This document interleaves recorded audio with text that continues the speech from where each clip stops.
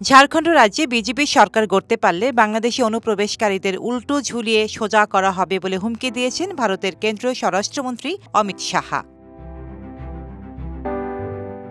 ভারতীয় সংবাদ মাধ্যম দ্য টেলিগ্রাফের বরাতে জানা যায়, শুক্রবার ঝাড়খণ্ডের সাহেবগঞ্জ জেলায় পরিবর্তনের যাত্রা নামে একটি কর্মসূচিতে যোগ দেন অমিত শাহ, যেখানে তিনি বলেন ঝাড়খণ্ডে বিজেপি সরকার গঠন করতে পারলে প্রত্যেক বাংলাদেশি অনুপ্রবেশকারীকে খুঁজে বের করে উল্টো ঝুলিয়ে রাখা হবে।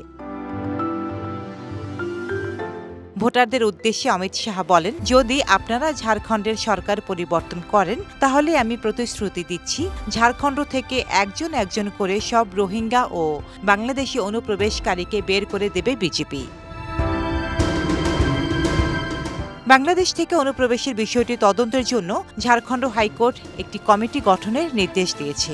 এ কারণে তিনি আদালতকে ধন্যবাদ জানান। এছাড়াও তদন্তের জন্য কেন্দ্র শীঘ্রই ঝাড়খণ্ড সরকারের সহায়তায় একটি কমিটি গঠন করবে বলেও জানান তিনি। ডেস্ক রিপোর্ট, সাম্প্রতিক দেশকাল।